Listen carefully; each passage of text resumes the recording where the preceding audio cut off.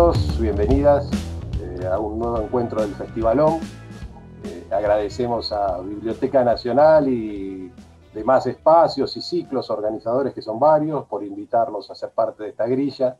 Gracias a toda la gente de técnica por hacer posible esta conexión y todo el festival. Mi nombre es José María Marcos, soy escritor, editor y periodista, dirijo el sello Muerde Muertos, dedicado a la literatura de terror y fantástica. Y hoy vamos a estar conversando con el cineasta Demián Rugna en un encuentro que bautizamos muy bien ese momento para la placa, que en paz descanse, en un encuentro que bautizamos Monstruos de papel y celuloide. Demián es guionista y director especializado en el cine fantástico y de terror. Hizo la carrera de diseñador audiovisual en la Universidad de Morón. También hace placas para cementerios, así que mostró recién una. Vayan encargando sus placas. Muy bien. Sobrevivió o resucitó a esa fecha, como dice ahí. Él tiene una serie de cortos que pueden verse en la red. Toda la info está concentrada en su página web, que está actualizada, y dirigió hasta la fecha 4 largometrajes, entre ellos la película Aterrados, que es ganadora en el 2016 del primer concurso de fomento al cine de género del Inca Block Window. Esta peli tuvo un gran éxito en el público, en distintos festivales. Hay gente que inclusive la está descubriendo en el boca a boca, por suerte, y la siguen recomendando y viendo. Y hay una remake prevista con la producción del cineasta Guillermo del Toro. Entonces, bueno, un poco para comenzar a hablar de los monstruos y de su cine, voy a leer un fragmento de Beber en Rojo de Alberto Laiseca, ahí, este libro, que reeditamos con Muerde Muertos, que es una reescritura del Drácula de Bram Stoker y que contiene un ensayo que se llama Importancia del monstruo en el arte, donde Laiseca, además de darle una vuelta de tuerca a esta novela icónica del género gótico, del terror, y que, bueno, que ha influenciado a todo el terror moderno, ¿no? y que ha sido tan importante para el cine también, una novela que ha sido revitalizada por el cine también.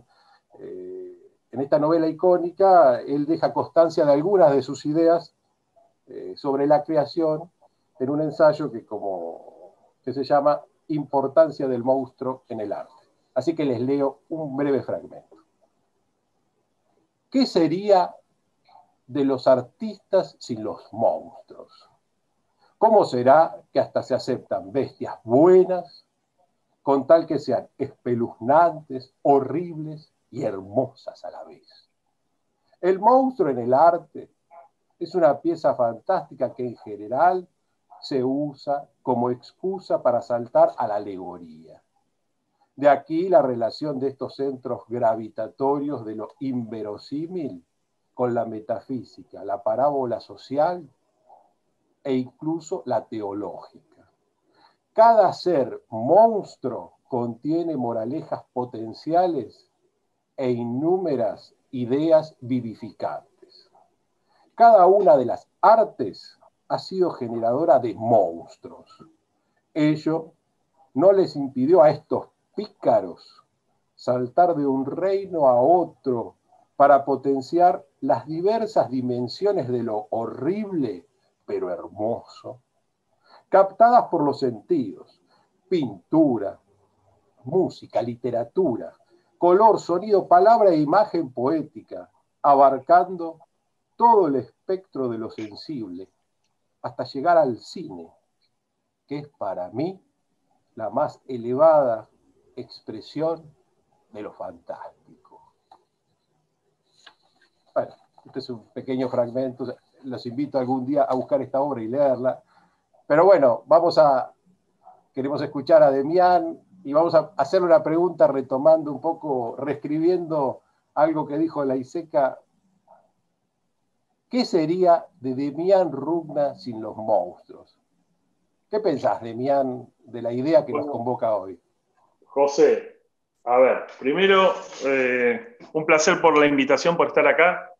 Me estoy dando el lujo de estar en la Biblioteca Nacional en pantalones cortos de fútbol y descalzo, así que voy a poder decir que hice una charla junto con vos en la Biblioteca Nacional de esta manera. Eh, Mira, yo creo que sin los monstruos eh, sería un poquitito más aburrida mi vida. Yo estuve pensando un poco qué relación existe para mí en mi vida con estas criaturas, ¿no? Que son los monstruos, y siempre me conecta a la infancia. Siempre es como un diálogo entre el niño y el adulto, que no termina de definirse en ningún momento, digamos. O los termina de dibujar a los dos, Ujú. o te los trae a los dos al mismo tiempo. Y eso es lo que a mí me conecta con esta idea de los monstruos. Tal vez es algo que ni de chico ni de grande todavía he podido resolver, ¿no? A mí lo que me pasa cuando era chico, siempre veía a los monstruos y pensaba que era un tema de adultos. Y de adulto, por lo general, cuando vemos un monstruo, creemos que es un tema de niño. Entonces, eh, hay algo en la búsqueda por lo desconocido que hace bueno, que al no poder encontrar nunca algo en eso desconocido en esta vida, eh, nos liga automáticamente con la infancia. Y eso es lo que a mí me pone feliz, digamos, de los monstruos, que me hace niño de nuevo. Bueno, hay algo ahí muy interesante. Sería casi como, el monstruo sería casi un mediador entre el niño y el adulto. Hay una conversación ahí, ¿no? No sé, estoy pensando ahora, ¿no? Pero es interesante, ¿no? Como hay algo que el Sí, monstruo le trae al adulto y hay algo que le lleva al niño o viceversa, ¿no? Casi un sí. mensajero. A mí, primero es entender, bueno, por lo general yo relaciono el monstruo como bueno, que es alguien que vive en el miedo, como que ahí es donde habita. Y para intentar entender, digamos, qué es el miedo, porque en definitiva, ¿qué es el miedo? Y yo intento entender que en realidad el miedo en su forma más primaria, para mi punto de vista, es el miedo a la muerte. Pero, ¿qué sucedería si nosotros conociéramos la muerte? Si nosotros nos decimos, bueno, mira, la muerte es así, tiene estos colores, o que nosotros nos recordáramos a la muerte, de vidas anteriores, si es que existen. Entonces dejaríamos de tenerle un poco de miedo a eso, a la muerte. Entonces para mí es como que el miedo es el miedo a lo desconocido siempre.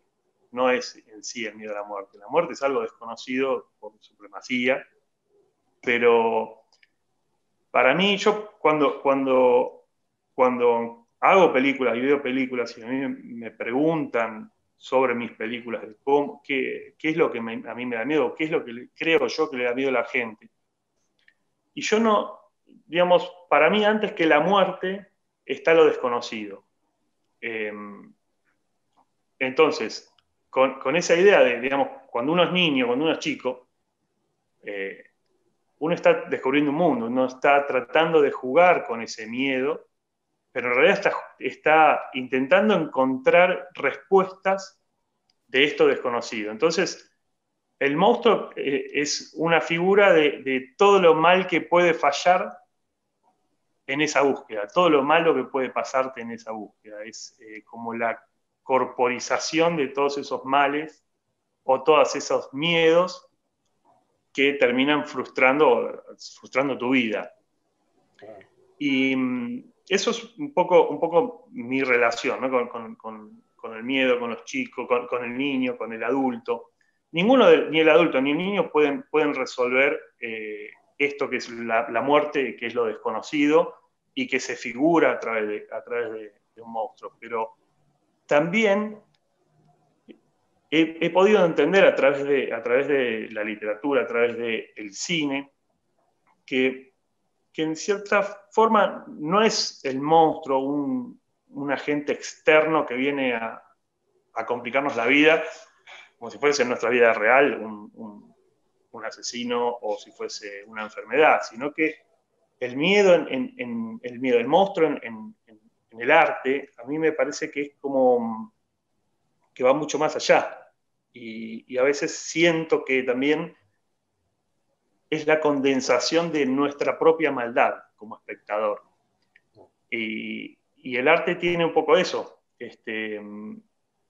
Cuando uno ve un monstruo en una película, o lee en un libro, el monstruo ese, bueno, siempre lo consideras una criatura, una persona, un ser, hijo de puta, que viene acá a complicarnos la existencia, pero automáticamente hace algo para que nosotros también seamos tan hijos de puta como el monstruo al querer matarlo al monstruo, o al querer que se muera, sin tal vez entender o por qué está haciendo lo que está haciendo. Es decir, nosotros cuando nos enfrentamos en una película, en una obra, con un monstruo, bueno, queremos que lo maten.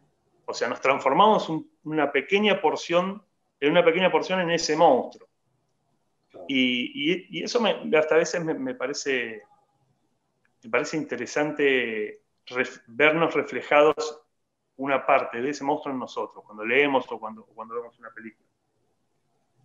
Es como si te pasa a vos, cuando ves una película, decís, bueno, yo estoy en el rol de la víctima, viendo esta película, o leyendo este libro, estoy en el rol del héroe, o soy en cierta forma parte del monstruo. Y a veces, a mí me ha pasado, en muchas películas, no estar del lado de la víctima, sino estar del lado del monstruo. Incluso hasta mismo hay películas, hay obras, que a la víctima lo justifican al monstruo porque la víctima tal vez es medio estúpido o es medio idiota o tal vez es una mala persona. Claro. Entonces está bien que lo asesinen. Y nosotros nos ponemos en cierta forma del lado del monstruo a veces. Sí, esto es una asociación que se me viene a la cabeza por una cosa que me pasaba de chico, que lo he compartido con otros, el coyote y el correcaminos. Y uno quería en algún momento que al correcamino lo liquidaran, por favor. O sea, que las bombas TNT volaran, o sea, que el correcamino alguna vez fuera desplumado.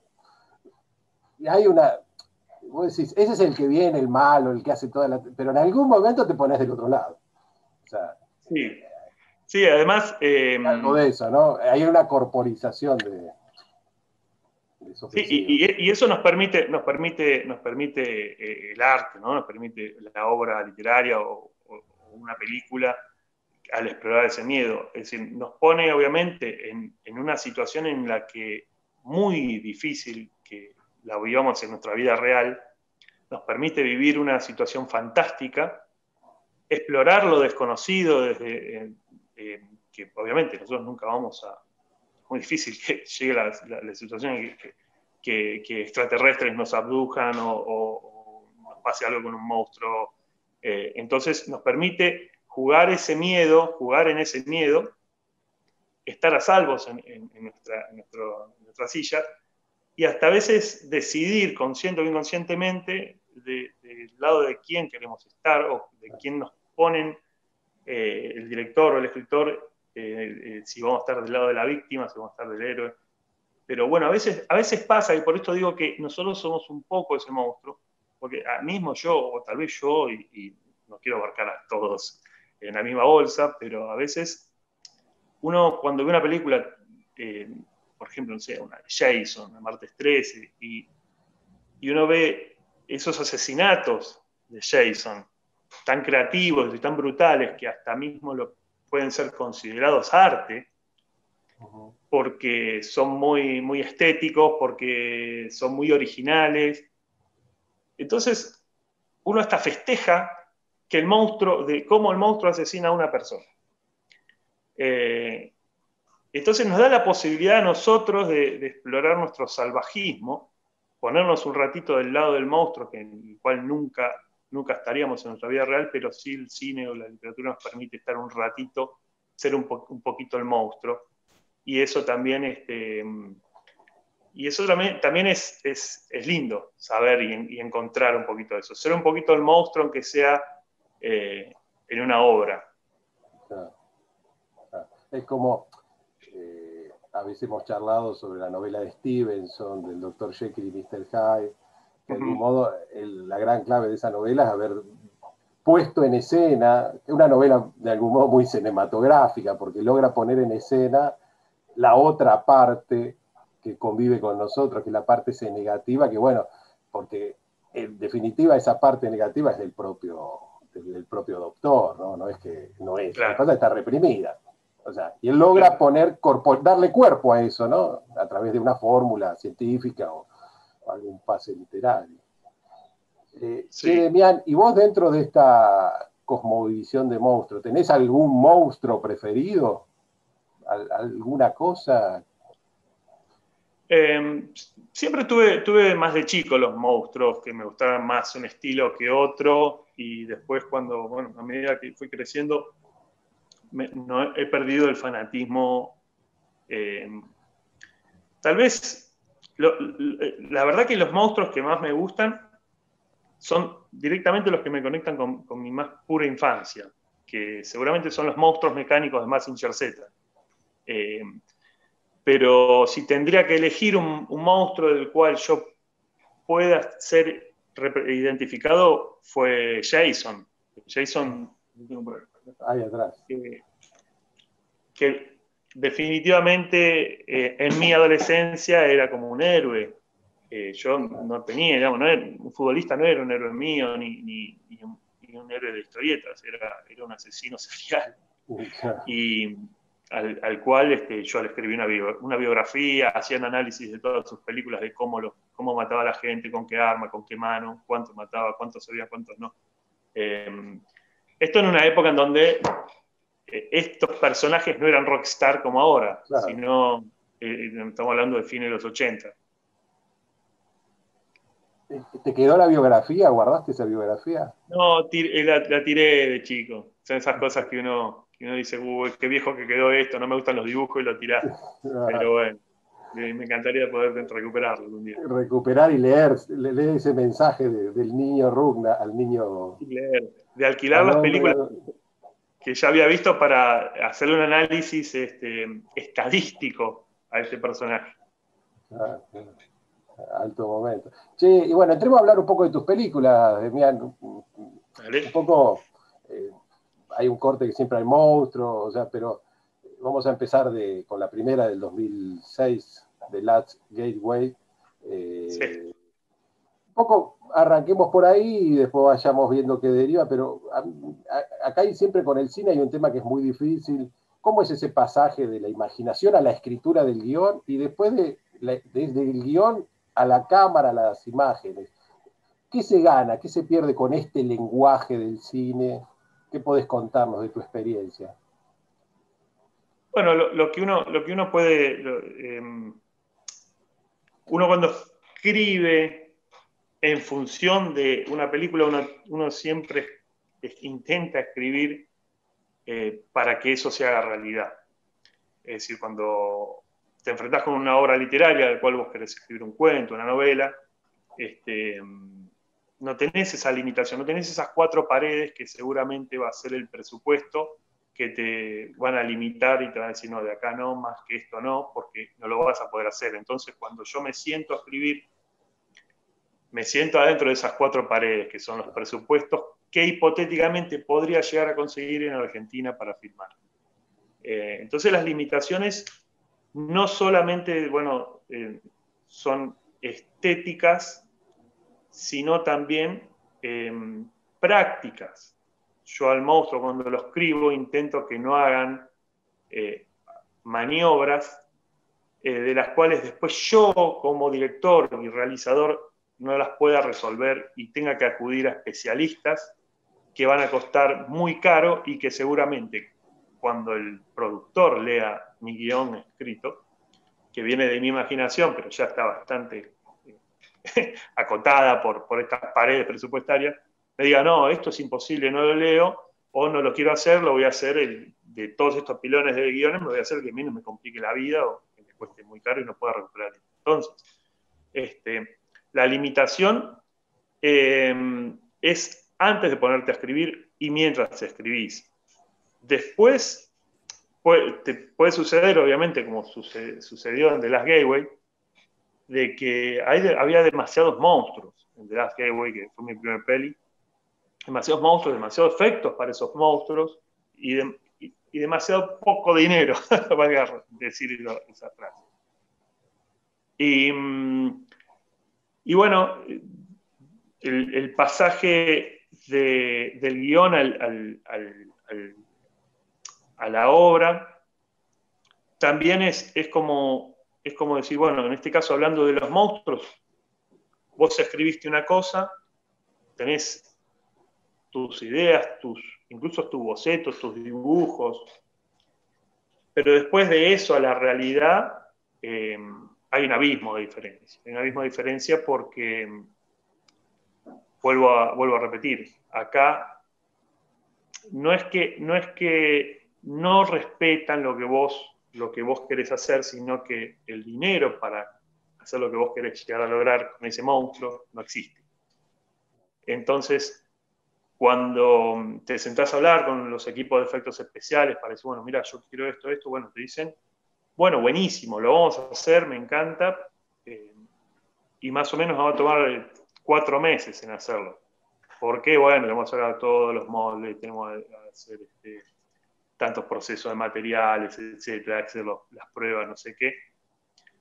Y todo ese tiempo que le lleva construir los efectos, estamos hablando en cine argentino, ¿no? Por supuesto, estamos hablando de monstruos argentinos, porque esto significa de que la maquinaria detrás es muy acotada por los presupuestos. Si vos me decís, bueno, yo quiero hacer este monstruo en Hollywood, con un presupuesto de Hollywood, bueno, sí, listo, tienen 300 personas trabajando para ese monstruo.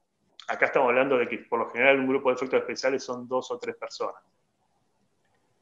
Y lo que suele pasar, y que me ha pasado sobre todo en The Last Gateway, bueno, siempre te pasa, es que no hay dinero para poder pagar esos 4 o 5 meses o lo que sea de desarrollo de esa criatura, y llegás al momento del set intentando resolver situaciones que se te presentan con el monstruo que tal vez no está terminado, le falta trabajo porque no hay dinero. Entonces, de lo que vos ya te limitaste de entrada a lo que se ve después en la película hay un cambio rotundo. Y mientras rodás, estás lidiando con ese monstruo. Estás lidiando, yo lo que digo que para mí el monstruo puede destruir tu película, se puede volver una criatura despreciable porque te puede arruinar la película, pero no por malo, no por maldad, sino porque puede fallar.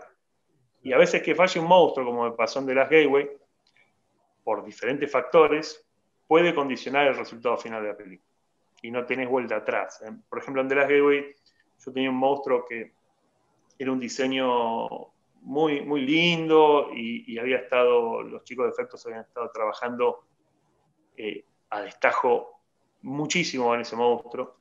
Incluso el resto de los efectos estaban como medio atados con hilo, pero en realidad estamos esperando al monstruo a que llegue, ¿no? A que llegue el día de la filmación del monstruo. Yo pedí exclusivamente un día entero para filmar ese monstruo, en una escena de acción. Calculo que uno cuando hace una película tiene entre 20 y 25 días de rodaje y las escenas del monstruo duran menos de 1 minuto, entonces pedir 1 o 2 días para filmar un monstruo es un montón, pero siempre lo requiere. Entonces el último día de rodaje, era el último día de rodaje, vino el monstruo y habían estado toda la noche trabajando los chicos de efectos y para llegar utilizaron unos solventes que en medio al actor que era uno de los chicos de efectos medio no le hizo bien y la primera toma del monstruo espectacular, salió el monstruo, no sé qué, y dije, esto, y se me caía la baba, porque digo, esto tengo todo un día para filmarlo, qué lindo que va a quedar. Y en la segunda toma empiezo a grabar al monstruo, del cual digo, bueno, con el monstruo salvo la peli, digo, porque digo, si lo anterior había quedado más o menos zafable, algunas cosas mal, algunas cosas bien, pero con el monstruo la zafo y me empezó a convulsionar en toma el monstruo, el actor empezó a convulsionar de verdad y se desmayó en plena toma porque se intoxicó con algunas cosas para poder acelerar los procesos de esto que te digo, que lleva tiempo hacerlo, probarlo, y como no había dinero para ese tiempo, lo apuraron y se intoxicó, tuvimos mala suerte, se cayó, se rompió la clavícula. Cuando vimos que el monstruo estaba teniendo un estado de shock, saltaron todos los chicos de efectos, arrancaron el traje para salvarle la vida, pensaban que se estaba muriendo, y se estaba muriendo efectivamente. Lo subieron adentro de un auto. ¿Cómo? Sobrevivió, ¿no? Sí, lo metieron adentro de un auto y lo llevaron al hospital. Esto estábamos filmando en Domcelar. Domcelar es San Vicente, es medio en el campo. Y llegó un Fiat Uno con un monstruo ensangrentado, ¿no? Porque estaba todo lleno de sangre, con el traje todo arrancado, a la guardia. Entonces los médicos vieron llegar un tipo encima con lente de contacto blanco. Primero se pegaron, ellos se asustaron, los médicos se asustaron, porque no entendían qué pasaba, qué era, hasta que se le explicó, no, es una película, está disfrazado, y bueno, ya los médicos llamaron a todo el personal a ver lo que estaba pasando en la guardia. Lo cierto es que ese monstruo después me quedó trunco. No tuve monstruo al final de la peli, y tuve que pedir un día más de rodaje, lo que implica eso, muchísimo dinero, que no lo teníamos, pero implicó eso. Y tuve que agarrar los pedazos de monstruo que quedaron tirados, un pedazo de traje, y crear el monstruo con mi propia mano y la cámara. Entonces, ustedes fíjense cómo es el paso de lo literario, la imaginación, a todas las consecuencias que podés tener en un rodaje accidentado. Al final de la película ves el monstruo, y ese es el monstruo que vos soñaste, y es el monstruo que pude hacer. Y es y es lo que termina a veces pasándonos a los soñadores, a los cineastas soñadores que seguimos apostando a poner un monstruo en una pantalla. Claro. Bueno, el pasaje hacia esa realidad, esos recursos, esas limitaciones, esas posibilidades, ¿no? Bueno, por lo menos lo resolviste con tu creatividad, ¿no? De algún modo, en la peli uno la ve, se puede ver la película, así que se puede ver, ¿no es cierto?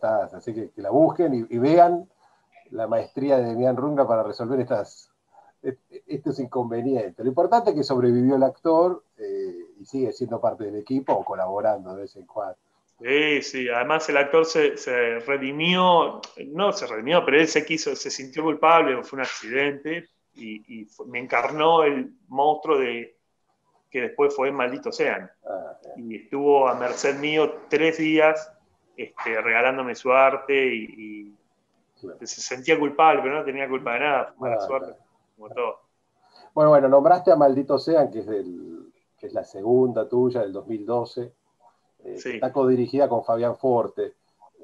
Bueno, sí, contanos ahí cómo fue la experiencia de trabajar en colaboración. O sea, como hacer una película de una codirección, hay un comando compartido. Sí, en este caso fueron 2 experiencias en una, no porque éramos 2, sino porque diseñamos una forma de trabajar que primero es, yo cuento mi historia, escribo y dirijo mi historia, vos escribís y dirigís tu historia, y la tercera historia, cuando aparezca escrita por alguno de los dos, la dirigimos entre los dos. La historia de cada uno es básicamente lo que venimos haciendo siempre, uno creando su propia historia y poniendo el punto de vista en la cámara y en el timing con los actores,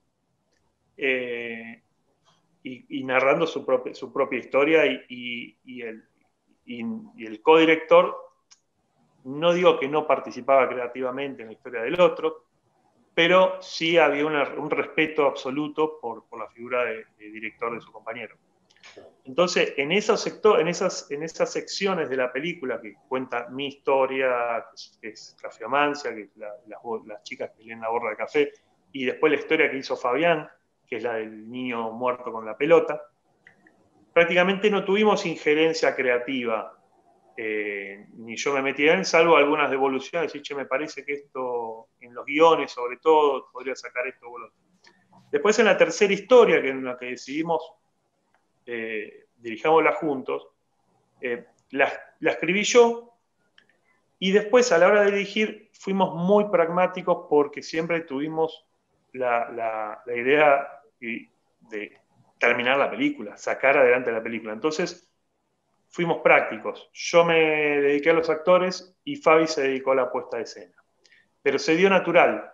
Se dio natural decir, Fabi se dedicó más a la cámara, a dónde ponerla, a organizarlo desde ahí, y yo a hablar con los actores, por lo general, no es que Fabián no, sino que fue medio así el combo. ¿Pero por qué? Porque como yo tenía la historia que había escrito yo, los personajes los tenía más destilados por mí. Entonces la forma de hablar y los timings intentaba ponerlo yo, y Fabi se dedicaba más a la cámara, en el tercer capítulo de Maldito Sea. Esa fue la colaboración, de hacerlo de a dos fácil. Claro, claro, claro. Bueno, pero también hay una cosa de mucha humildad de cada uno, de respetar el trabajo del otro, ¿no? También eso es posible, y un respeto mutuo, ¿no?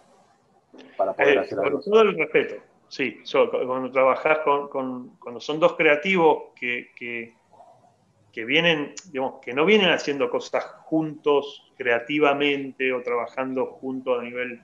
A ver, Fabi venía a hacer su película, yo venía a hacer mi película. Nos juntamos para hacer esto, pero sin respeto mutuo y admiración también. Sin eso no puedes trabajar las dos.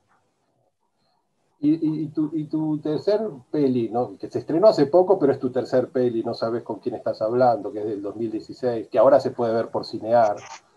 Acá Sí.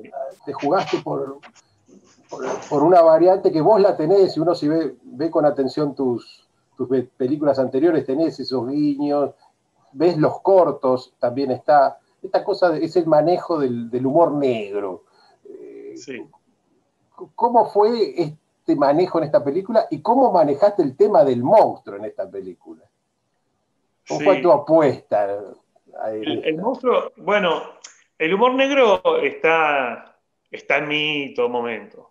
Entonces no puedo escapar al humor negro y no puedo escapar al humor en el peor de los momentos. Entonces todas mis películas tienen un cierto contenido de humor, pero no está buscado, sino que sale naturalmente. Y se propician, por lo general, las situaciones ridículas y poco frecuentes que exploran esta narración. Lo que sucedió con No sabes con quién estás hablando, en realidad responde un poco más a un periodo de mi carrera en donde no me estaba yendo bien con el cine de terror y los monstruos. No me estaba yendo bien en el sentido de que yo creía que había hecho dos películas que valían la pena, que yo sentía que valía la pena que se apuesten al género conmigo, y no lograba que ningún productor se acercara o yo los guiones que acercara, los productores le prestaran atención. Entonces me sentía, no puedo decir enojado con el terror ni con los monstruos, pero sí sentía que necesitaba descomprimir y reírme más de ellos y del género que tomármelo en serio, porque decía, pucha, yo me vengo tomando en serio el terror con mis películas y mis cortos anteriores y me está yendo muy mal. Prefiero que me siga yendo mal, pero divertirme un poco más y hacer todo un poco más absurdo y un poco más escatológico, digamos. Entonces apareció el guión de No sabes con quién estás hablando, que es una parodia al género. Es la construcción de un monstruo con el claro fin de asustar a un anciano que tiene problemas cardíacos. Y es un monstruo trunco, el Trover 3, que está ahí arriba del verde. Está asomando, que se quede quieto. Es un monstruo trunco. en el cual lo hace un especialista de efectos y lo apuran, como a mí me apuraban para terminar los monstruos de mis películas, lo apuran para que lo tengan ya para la semana que viene, y sale así nomás el monstruo, entonces termina siendo una cosa muy bizarra, pero bueno, tal vez sea mi monstruo favorito de todas mis pelis, porque es muy carismático, es muy simpático. Pero bueno, refleja un poco un periodo, no podría decir un periodo negro interno mío con relación al cine, pero sí en donde descomprimí el género, descomprimí la seriedad del género, y dije, bueno, ya fue, hago algo más que me ría yo, que lo mire y me ría, y por eso salió No sé con qué estás hablando, El Valerazo, El Mate Amargo, en todo ese periodo negro. Pero bueno, ese fue el Trover 3, un monstruo trunco, salido de anécdotas de la vida real. Véanlo en Cinear. En Cinear.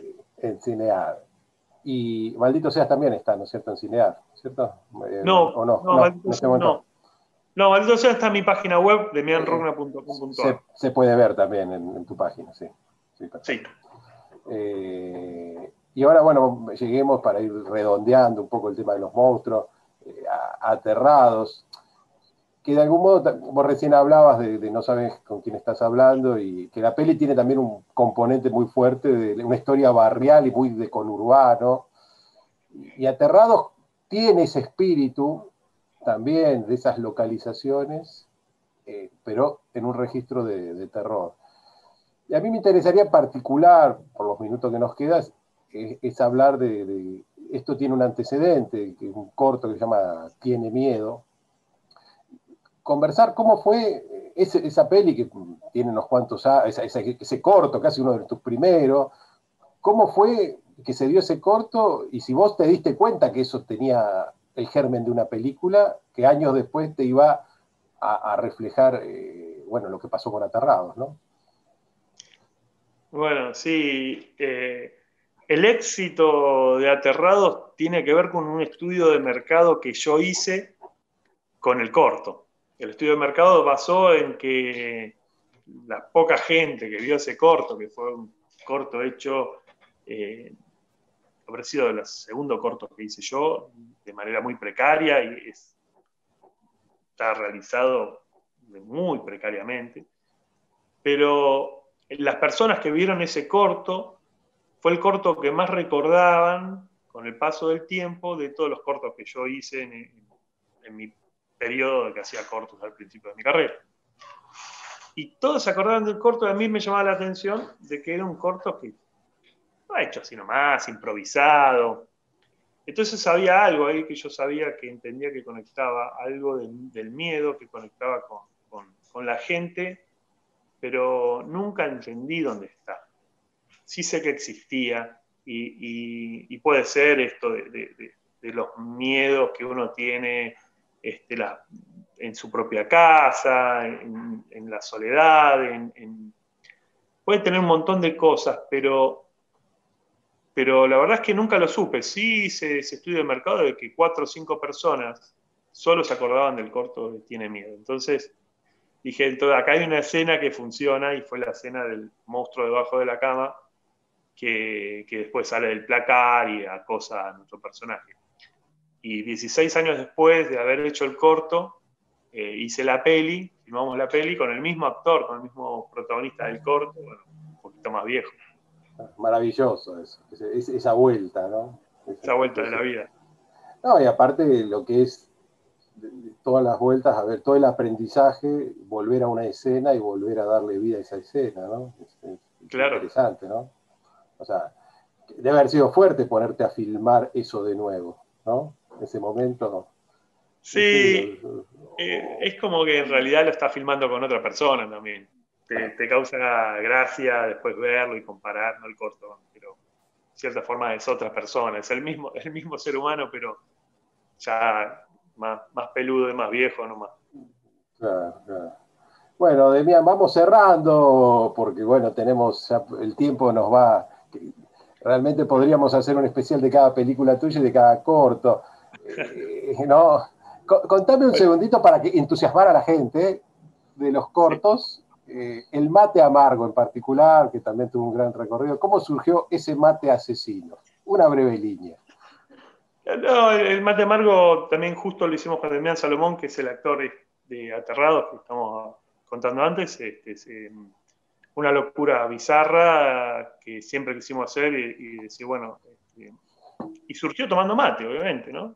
¿Qué tal si el mate cobra vida y nos asesina a nosotros? Y bueno, ahí empezamos a delirar y la verdad que terminó pareciendo un corto más lisérgico que otra cosa, pero bueno, sí, nació así y el monstruo de ese corto es un mate, es algo cotidiano que tenemos todos los días en nuestras manos con una yerba china bastante barata que fue la que lo poseyó para esta cosa infernal.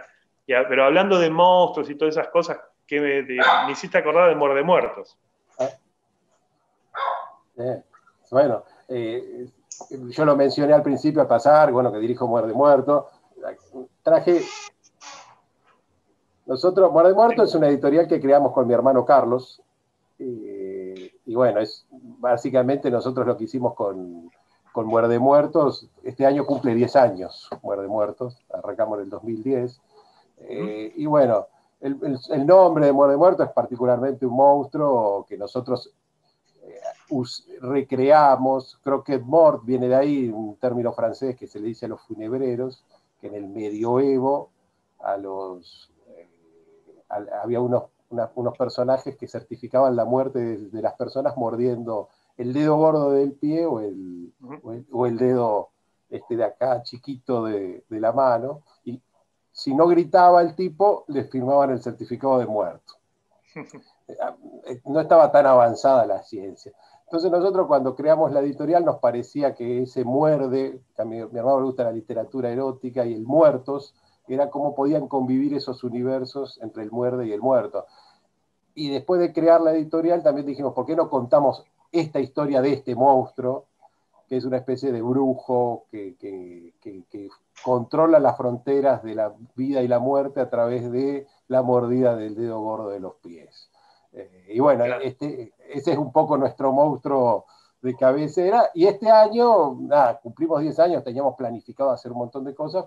Entre ellas teníamos la presentación de algunos libros, que igual, aunque no hagamos la presentación, los sacamos, que los muestro, ya que preguntaste, aprovechamos, sacamos, nosotros en el 2010 arrancamos con 3 títulos, uno de Carlos Marcos, que se llamaba Inmaculada, uno de Fernando Figueras, que se llamaba Ingrávido. Ah, mirá, Inmaculada, muy bien, ese alto momento. Sí, sí.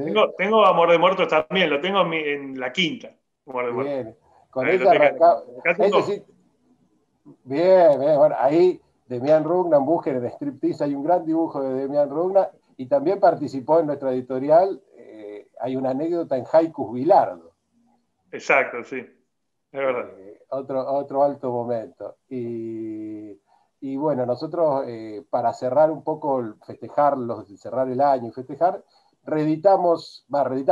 hicimos la misma senda de haber editado 3 libros, que era de Carlos Marco, Inmaculada, como mostraste, Los fantasmas siempre tienen hambre, que era un libro de cuentos mío, y Ingrávido de Fernando Figueras. Y sacamos 3 nuevos con esa misma, Desatormentándonos. Lo nuevo, que son de terror un poco más bizarros que de Los fantasmas. Remite al disco de Spinetta, de algún modo, de Pescado Rabioso. Le quisimos dar un año de cierre de rock. Vamos a seguir por Mi hermano, que el que dialoga ahí se llama No obstante lo cual, por la canción de Papo, para dialogar ahí entre los guitarristas. Y un tercero que está en la colección Ni muerde ni muertos, Olvidemos todo de una vez, nos trajo un poco de música de Babasónicos, que es una línea de canciones Tertor. Así que bueno, cerramos también un poco de años con esos monstruos y bueno. A puro rock and roll. A puro rock and roll, y bueno, vamos a ver si conseguimos alguna banda para el 2021. Por supuesto, pueden contar con Pasco 637, mi banda heavy metal. O sea, métanse en mi página web y chequean y nos contratan, obviamente siempre vamos gratis. Pero bueno, pero está muy bien. Y aparte, eso es otro gran motivo por el cual ver No sabes con quién estás hablando, porque la música también es de ustedes. Sí, la música de No sabes con quién estás hablando la hicimos con Pasco, sí. Así que bueno, eso sería casi otra conversación de Mian Runge y la música. Creo que ahí es un área muy importante para ahondar, pero bueno, será para el próximo festivalón o los próximos. Así que, bueno, Demián, muchísimas gracias por estos minutos y esta conversación y estas ideas que hemos compartido. Y bueno, nada, queremos seguir viendo tus pelis. Bueno, muchas gracias. Yo quiero seguir leyendo tus libros, así que esperando que salgan los nuevos. Y bueno, no, gracias, un placer estar acá y compartir un poco estas reflexiones sobre los monstruos y las experiencias propias en mi vida con los monstruos.